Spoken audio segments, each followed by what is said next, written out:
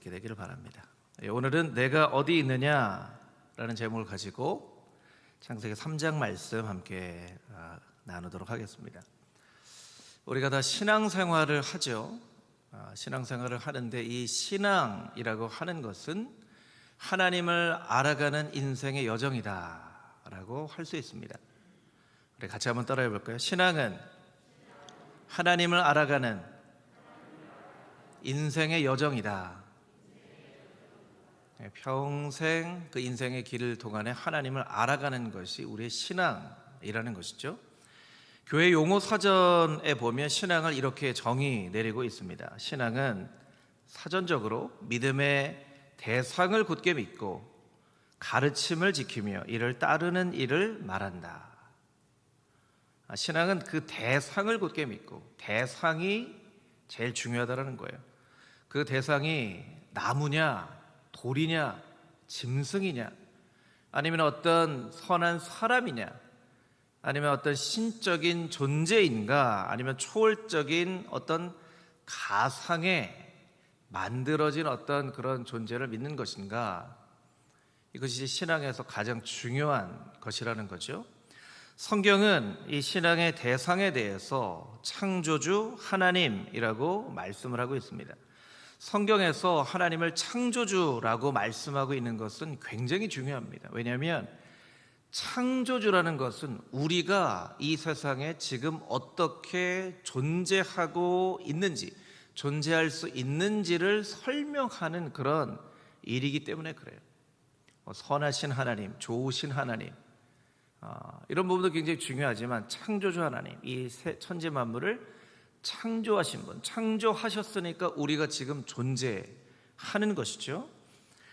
그래서 성경은 이 천지 만물은 하나님께서 창조하셨기 때문에 인생의 중심은 내가 아니라 바로 하나님이다 라고 끊임없이 이야기를 하고 있습니다. 하나님이 아니고서는 나도 이해할 수 없고, 역사도 이해할 수 없고, 사람도 이해할 수 없고, 자연도 이해할 수 없다는 거예요. 하나님을 통해서만 이해할 수 있다는 것이죠. 그래서 세상 사람들이 자연을 이야기할 때 자연을 네이처라고 하죠. 네이처는 스스로 생긴 것. 우리 자막을 좀 보여주세요. 스스로 생긴 것, 그것을 네이처라고 이야기를 하죠. 근데 성경은 이 천지 만물을 크리처라고 얘기합니다. 하나님의 창조된 피조물이라고 이야기를 합니다. 스스로 생긴 것과 하나님의 피조물, 이것은 너무나 다른 것이죠. 이 세상을 어떤 관점으로 바라보느냐에 따라서 이 세상은 전혀 다른 세상이 되어지고, 그 세상 가운데 살아가는 우리는 전혀 다른 모습으로 살아가게 된다는 거예요. 그래서 신앙의 반대말인 불신앙은 어떤 의미로 보면 하나님을 믿고 싶지 않거나 하나님을 거역하는 어떤 행위가 아니라 인생의 중심에 내가 있다라고 생각하는 그 자체가 바로 불신앙입니다. 우리는 불신앙에 대해서 좀 오해하고 있어요. 하나님을 거역하는 것, 하나님을 믿지 않겠다고 하는 것, 이것을 불신앙이라고 생각하지만 그것이 아니라 하나님을 따라가고 하나님을 예배하면서도 그 중심에 내가 있다면 그것이 바로 불신앙이라는 것이죠. 성경을 읽어보면 이스라엘 백성들은 늘 하나님을 따라갔습니다. 늘 하나님 앞에 제사를 지냈어요. 그 제사를 얼마나 엄격한 규정을 가지고 지냈는지 우리는 구약의 율법을 보면 너무나 잘 알고 있죠. 그런데 하나님께서 이스라엘 백성들을 책망하십니다. 너희에게 불신앙이 있다. 하나님, 우리는 제사 드렸는데요. 하나님, 우리는 한 번도 하나님 떠난 적이 없는데요. 너의 마음의 중심에 네가 있지 않느냐. 너의 마음의 중심에 내가 없는 것이 바로 불신앙이다. 하나님께서 그렇게 우리에게 말씀하고 계시다라는 것이죠.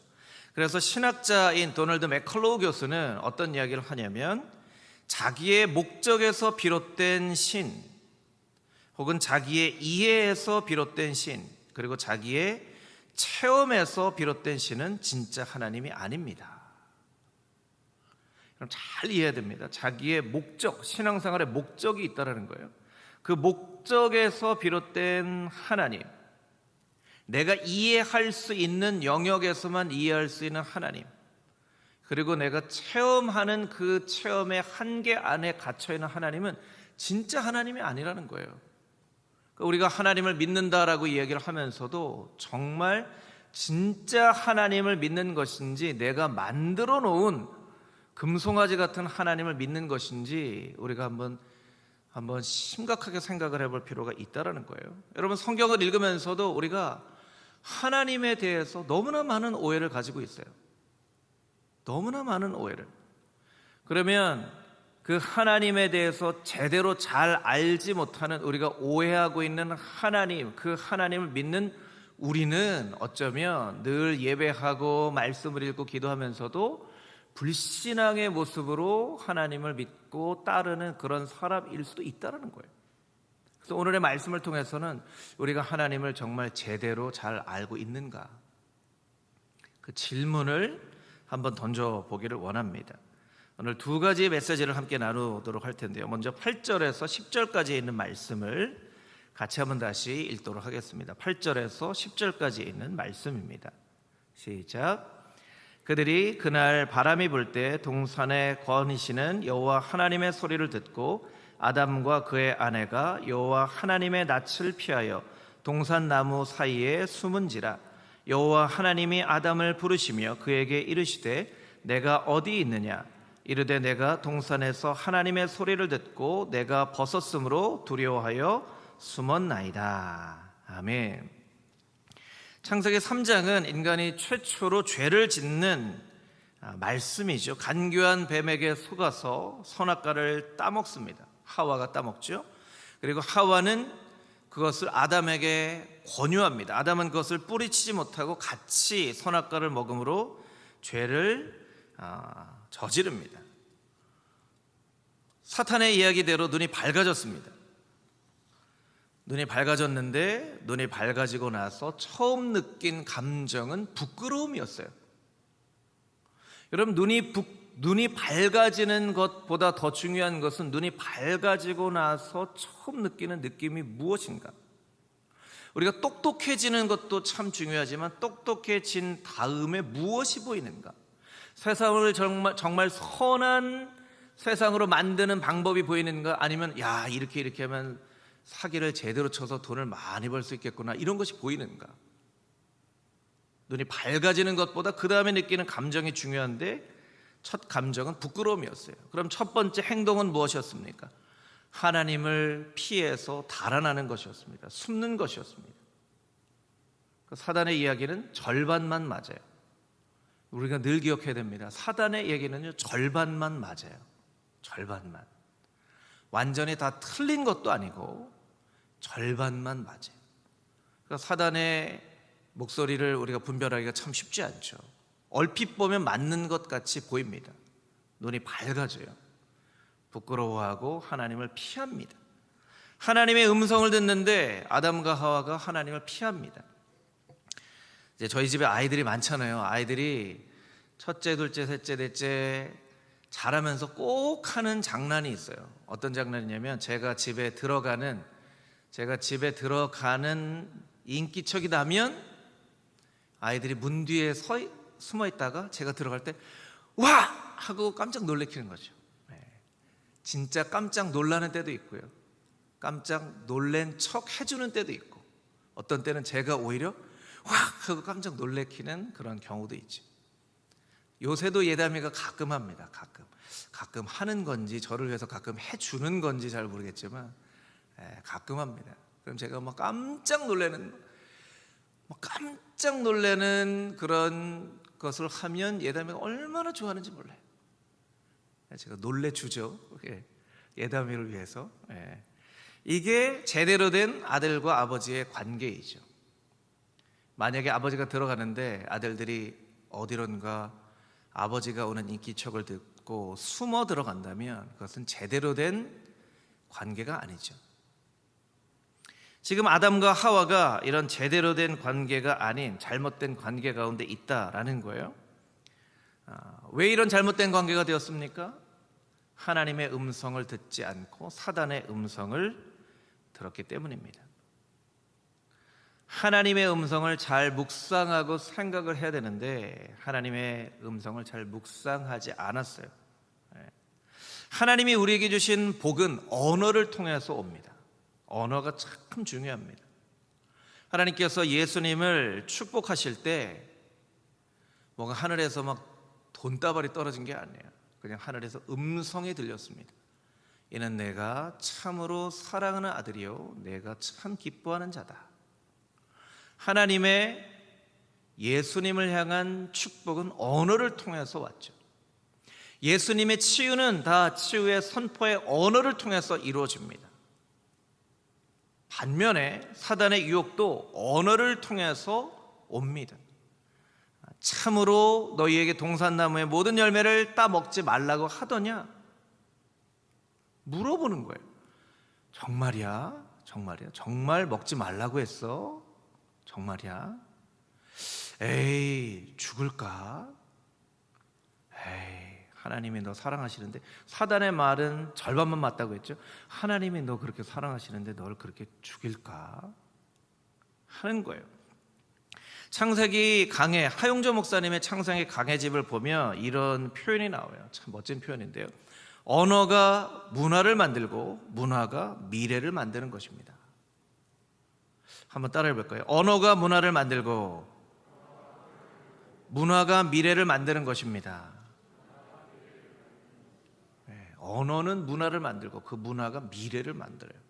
그러니까 우리의 가정에 어떤 언어가 이렇게 사용되어지는지가 우리 가정의 문화를 만들어요. 사랑하고 칭찬하고 격려하는 언어인지, 아니면 막 공격하고 상처를 주고 빈정거리고 불평하고 하는 언어인지, 그것이 문화를 만들고 그 문화가 미래를 만드는 거예요.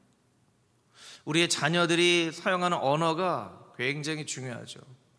자녀가 사용하는 언어들을 여러분들이 유심히 보십시오. 그러면 그 언어에 그 자녀의 미래가 보입니다. 여러분, 하나님의 말씀은 하나님의 언어이죠. 하나님의 말씀은 하나님의 언어예요. 여러분, 하나님의 말씀 잘 이해가 되시나요? 이해가 안 되시나요? 하나님 말씀 잘 암송이 되세요? 아니면 암송하기가 좀 어려우세요? 어렵죠. 암송하기가 어려워요. 그럼 왜 하나님의 말씀은 그렇게 암송하기가 어려울까요? 당연히 어렵죠. 여러분, 딴 나라 말 배우기가 쉽나요? 어렵나요? 어렵잖아요. 어려운 거예요. 잘 배워야죠. 근데 잘 생각해 보면요, 유행가 가사는 잘 외워요. 우리가 여러분들도 아마 정동원, 김호중 뭐 이런 트로트 가수들 노래한 대여섯 곡 가사는 다 외우실 거예요. 그럼 그건 어떻게 외웠죠? 여러분, 처음부터 그냥 한 번에 듣고 다 외워지나요? 어떻게 외웠었어요? 부르고 부르고 또 부르고 또 부르고, 설거지하면서 부르고 밥하면서 부르고 반찬하면서 부르고, 그러니까 외워지는 거예요. 외운 게 아니라 외워진 거죠. 외워진 거예요. 하나님 말씀 왜 안 외워져요? 외우려고 하니까 안 외워지는 거예요. 자꾸 하나님 말씀 듣고 아니, 다른 나라 언어를 배우는 게 당연히 어렵죠. 그럼 하나님의 언어를 배우려면 최소한 하나님의 언어에 많이 노출이 되어 있어야 돼요. 노출이. 그렇잖아요. 대한민국에서 영어 배우는 것보다 미국 가서 영어 배우는 것이 훨씬 더 좋죠. 왜냐하면 거기는 다 영어만 쓰니까. 그러니까 많이 노출이 되어 있어야 돼요. 하나님 말씀 많이 듣고, 하나님 말씀 많이 읽고, 많이 암송하려고 하고, 자꾸 하나님 말씀을 읽고. 저도 사실 오늘 완벽하게 모든 건 저 밑에서는 완벽하게 잘 외웠어요. 앞에 나오니까 또 잊어버려요. 그럼 또 내일 또 외워야 되겠죠. 내일 또 외워야 되는 거예요. 또 외우고 또 외우고 또 읽고 하면 외워질 거예요. 근데 왜 우리가 하나님의 말씀을 이렇게 외우고 읽어야 되죠? 그 언어에 우리의 미래가 있기 때문에 그래요. 하나님의 언어에 우리의 미래가 있습니다. 하나님의 말씀에 우리의 미래가 있어요. 그러니까 우리가 하나님 말씀을 열심히 들어야 되는 거예요. 여러분, 첫사람 아담과 하와는 사단의 언어를 들었어요. 그리고 하나님의 언어를 듣지 않았어요. 그런데 잘 생각을 해보면 하나님 주신 말씀을 생각해보고 또 생각해보고 또 생각해봐야 되는데 아담과 하와가 그걸 안 한 거예요. 그러니까 사단이 이야기를 했을 때 그 얘기가 더 솔깃하게 들린 거죠. 만약에 하나님이 주신 말씀을 가지고 아담과 하와가 잘 큐티도 하고 묵상도 하고 이게 뭐 어떤 뜻인지 적용도 해보려고 했으면 사단이 아무리 얘기를 해도 사단의 이야기 듣지 않았을 거예요. 우리가 하나님의 말씀을 읽고 암송하고 듣고 또 저 어려우면 요새 가이드가 얼마나 많아요. 어떤 목사님의 설교 또 책, 강의 이런 걸 통해서 더 깊이 알고 깨달으면 아무리 세상의 언어가 우리의 인생 가운데 틈을 비집고 들어오려고 하더라도 들어올 수가 없어요. 근데 우리가 너무 틈을 많이 내주고 하나님 말씀은 어려워요 하고 끝. 어려워요 하고 끝. 여러분들 가운데는 빨리 이번 주만 지나가자 이런 분들도 있을 거예요. 골로새서 3장 16절 17절을 빨리 지나가자. 여러분 그러지 마시고 남은 한 주간도 열심히 하나님 말씀 암송하십시오. 이 말씀에 나의 미래가 있다, 우리 가족의 미래가 있다라고 생각을 하시고 하나님 말씀 열심히 듣고 묵상하고 암송하면 여러분의 미래가 바뀌어질 줄 믿습니다. 할렐루야, 아멘. 16절부터 19절까지 있는 말씀을 같이 한번 다시 읽어보겠습니다. 16절부터 19절까지 있는 말씀입니다. 또 여자에게 이르시되 내가 내게 임신하는 고통을 크게 더하리니 내가 수고하고 자식을 낳을 것이며 너는 남편을 원하고 남편은 너를 다스릴 것이니라 하시고 아담에게 이르시되 내가 내 아내의 말을 듣고 내가 내게 먹지 말라 한 나무의 열매를 먹었은즉 땅은 너로 말미암아 저주를 받고 너는 내 평생에 수고하여야 그 소산을 먹으리라. 땅이 내게 가시덤불과 엉겅퀴를 낼 것이라. 내가 먹은 것은 밭의 채소인즉 내가 흙으로 돌아갈 때까지 얼굴에 땀을 흘려야 먹을 것을 먹으리니 내가 그것에서 취함을 입었음이라. 너는 흙이니 흙으로 돌아갈 것이라 하시니라. 아멘. 하나님은 아담에게 묻습니다. 내가 먹지 말라고 명령한 그 나무 열매를 진정 먹었느냐? 어떻게 했어야 될까요? 아담이 네, 먹었습니다. 잘못했습니다. 했어야죠. 아담은 핑계를 댑니다. 하와 때문에 먹었어요. 하와에게 묻습니다. 왜 먹었냐? 뱀 때문에 먹었습니다. 그래서 하나님은 뱀과 하와와 아담에게 저주를 내리시죠. 뱀에게는 모든 짐승들보다 더 저주를 받고 여자의 후손과 원수가 될 것이다. 여자의 후손은 내 머리를 상하게 할 것이고 너는 그의 발꿈치를 상하게 할 것이다. 하와에게는 어떤 저주를 내리셨죠? 임신하는 고통을, 임신과 해산하는 고통을 크게 더하리니. 그러니까 하나님이 원래는 해산하는 고통이 이렇게 크지 않고 해산을 할 수 있도록 창조하셨던 거예요. 원래 아담과 하와가 해산을 하고 자녀를 낳을 계획 가운데 여자가 이렇게 크게 고생하지 않고 자녀를 낳을 수 있도록 하셨는데 그 죄에 대한 결과로 크게 고통 가운데 아이를 낳는 큰 고통 누리는 게 아니죠. 그거는 이 경험하신 우리 권사님들 집사님들 있으시죠. 제 아내도요, 첫째 날 때 진통을 한 20몇 시간 했는데요, 너무 고통스러워하더라고요. 너무 고통스러워하고 나중에는 이제 아이가 나오지 않으니까 이제 푸시를 한다고 한 180대는 의사가 이육을 해서 팔꿈치로 막 꾹 누르는데 이 남의 부인이라고 저렇게 세게 누르냐 이렇게 마음이 들더라고요. 그래서 첫째를 낳았는데 참 아이를 낳는 고통. 어떤 경우에는 아이가 준비가 되지 않는 경우가 있고 어떤 경우에는 엄마가 준비가 되지 않는 경우가 있고 어떤 경우에는 조산이 되어질 것 같은 위험 때문에 병원에 한참 동안 입원을 하는 그런 경우가 있고 어떤 경우에는 입덧 때문에 먹지도 마시지도 못하고 그렇게 몇 개월간 사는 사람도 있고 그게 죄에 대한 벌인 거죠. 두 번째, 너는 남편을 원하고, 이렇게 되어 있습니다. 너희는 남편을 원하고. 17절에 보면, 16절에 보면, 16절 한번 자막으로 보여주시겠어요? 하반절에 보면 너는 남편을 원하고 남편은 너를 다스릴 것이니라 하시고. 남편을 원하다, 영어로는 desire라고 되어 있는데요, 히브리어로 보면 테슈카라고 합니다. 테슈카, 기울어지다, 의지하다라는 거예요. 여자에게는 어떤 벌을 주었냐면 남편을 의지하게끔, 남편에게 기울어지게끔 하는 벌을 내리셨어요. 여자는 남편을 바라보고 삽니다. 요즘 저도 젊지만 더 젊은 여성들이 굉장히 싫어하죠. 왜 여자가 남자를 의지해야 됩니까? 여자도 독립적으로 살 수 있는 개체인데 왜 의지합니까? 경제적으로 독립을 하려고 합니다. 그렇죠. 그리고 의지하지 않습니다. 의지하는 것은 나약한 것이라고 생각하죠. 저한테 따지지 마십시오. 하나님이 이렇게 하셨기 때문에 제 잘못이 아닙니다. 하나님이 그렇게 하셨어요. 이건 벌이에요, 벌. 왜 그렇게 해야 되죠? 왜 그렇게 해야 되죠? 물론 하나님이 여성과 남성을 각각 독립된 존재로 존중하시고 하셨지만, 이 죄에 대한 벌로서 여자들은 남자에게 의지하고 의존하고 바라보고 살게끔 하셨어요.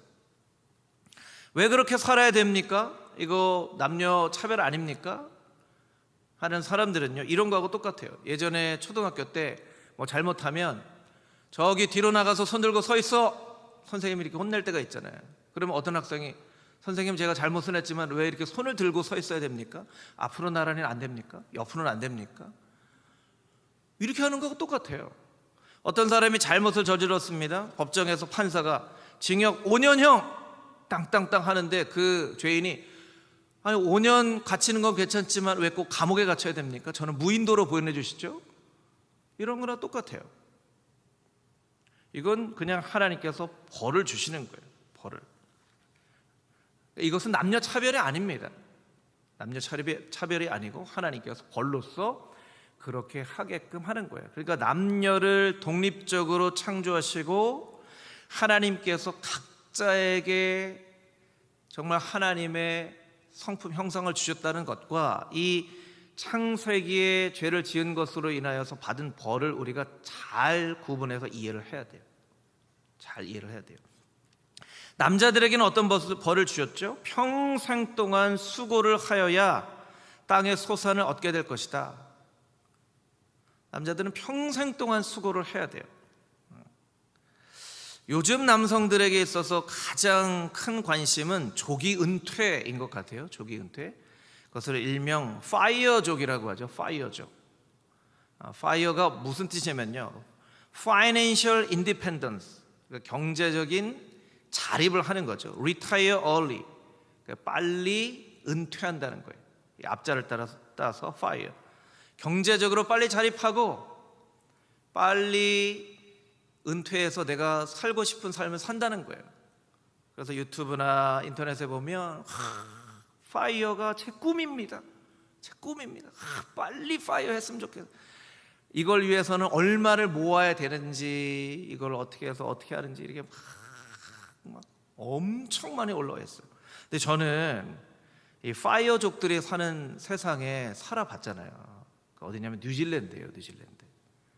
뉴질랜드는 다른 나라하고 좀 다르게 초기부터 투자 이민을 받고 대학 졸업자 이상 투자 이민, 뭐 40만 불, 50만 불 이상 투자할 수 있는 사람들만 받았어요. 뉴질랜드 이민의 역사는 그렇게 길지는 않아요. 지금으로 보면 한 30년쯤 될 거예요. 한 세대 정도인데, 그 당시에 이민 오신 분들 보니까 다 대기업을 다니거나 아니면 어떤 사업을 해서 성공한 분들이 한국의 삶이 너무나 빡빡해서 한국에서 이제 살면 병 걸리겠다 그러고 뉴질랜드 가신 거예요. 그래서 처음에 이제 집을 삽니다. 한국에서 살 수 없는 그런 2층 집, 방 4개, 5개짜리 사요. 이게 제가 많은 분들에게 들은 얘기예요. 그리고 그분들이 한 일은 뭐냐면요, 일주일 내내 골프 치는 거. 어떤 분들은 일주일 내내 낚시하는 거. 그래서 일주일 내내 골프 치면 여러분 좋으실 것 같죠? 일주일 내내 골프를 한 1년, 2년, 3년 치다가 저 이제 골프 체험 봐도 내가 지겹다. 그리고 이제 낚시로 종목을 바꿔가지고 낚시를 합니다. 낚시를 막 저기 북섬으로 갔다 남섬으로 갔다 막 바다로 갔다 갯바위에서 했다가 그거를 한 1년, 2년 잡아보면 물고기가 다 그거지. 여러분, 다 잡아보면 안 잡아봤을 때는 그게 뭐 그럴지 모르겠고 다 잡아보면 그것도 시들해져서 그분들이 정말 공통적으로 뉴질랜드 이민자들이 하는 이야기가 뭔지 아세요? 이렇게 놀다간 죽겠다. 이렇게 놀다간 인생 망치겠다. 좀 이상하지 않나요? 그렇게 놀면 좋겠다 해야 되는데 이렇게 놀면 좋겠다가 아니라 죽겠다. 그래서 일을 찾습니다. 일을 찾아서 일을 해요. 여러분, 평생 수고하는 벌을 남자가 받았어요. 그런데 그 평생 수고하는 벌을 피해 가면 더 큰 벌이 기다리고 있어요. 이렇게 놀다간 죽겠구나. 인생이 허무해지는 거예요. 그게 지금 대한민국의 많은 사람들이 살고 싶어하는 파이어족의 미래의 모습이에요. 저는 미래에 갔다가 온 거죠. 그런데 여러분, 이 말씀을 보면서 아주 중요한 게 있는데 무엇이냐면 이 창세기 3장이 그러면 여자가 무슨 벌을 받았냐, 남자가 무슨 벌을 받았냐를 이야기하고자 하는 장이냐는 거예요. 그게 아니라는 거예요.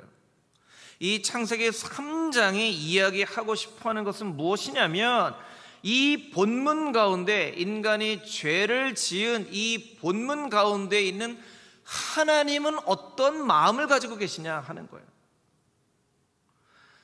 이 본문의 말씀을 잘못 이해하면 하나님은 감정이 없는 하나님, 니네 내가 명령했는데 안 지켜? 이제 벌 받아야지 하면서 아주 무자비하게 뱀에게 하와에게 남자에게 저주하는 그런 하나님으로 그려지는 것처럼 보여진다는 거예요. 그렇지 않다는 거예요. 여러분이 부모로서 자녀들이 어떤 잘못을 해서 혼나야 될 때, 벌을 받아야 될 때 그 벌을 주면 여러분 마음이 통쾌하세요? 자녀들을 막 벌 주면 여러분 마음이 통쾌하고 시원하고 막 그러세요? 저는 아이들 키우면서 말로 혼내기도 하고 때로는 매로 혼내기도 했지만 한 번도 마음이 좋았던 적이 없습니다. 한 번도 마음이 좋았던 적이 없어요.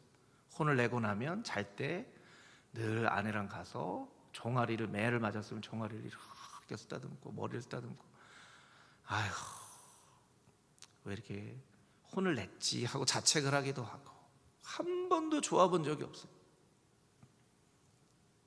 그럼 하나님이 아담과 하와에게 벌 주고 아이고 이놈들 명령 안 지키니까 그렇게 저주를 받지 하시는 하나님이시냐는 거예요.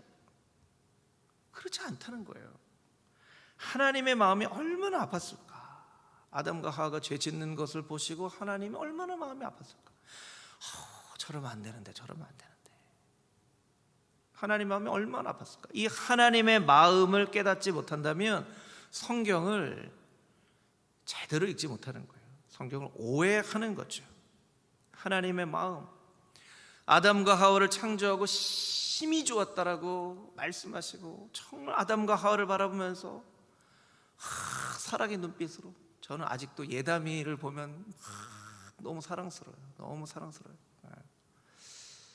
예은이, 예준이, 예린이는 예전에 많이 사랑해줬으니까 그런 마음이 똑같이 들지는 솔직히 않더라고요. 근데 예담이는 아직 어리니까 이렇게 쓰다듬어주고 이렇게 어쩔 줄 몰라 하는 것 같은 그런 사랑의 마음이 있죠. 여러분 그런 사랑 해보셨죠? 어쩔 줄 몰라 하는 사랑, 너무나 가슴 뛰는 사랑, 너무나 사랑해서 막 죽을 것 같은 사랑 안 해보셨나요 여러분? 네. 여러분, 하나님의 사랑이 그런 사랑이라는 거예요. 아담과 하와를 바라보시는 그 하나님의 사랑이 그런 사랑이라는 거예요. 그런데 아담과 하와가 잘못했어요. 그리고 하나님이 아담과 하와를 부르시죠. 내가 어디 있냐? 내가 어디 있냐? 내가 어디 있느냐라는 말에는 여러 가지 의미가 포함되죠. 너는 왜 나를 그렇게 피하니? 너 지금 어디서 뭐 하고 있어? 혹은 이런 의미가 포함되어져 있을 수도 있습니다.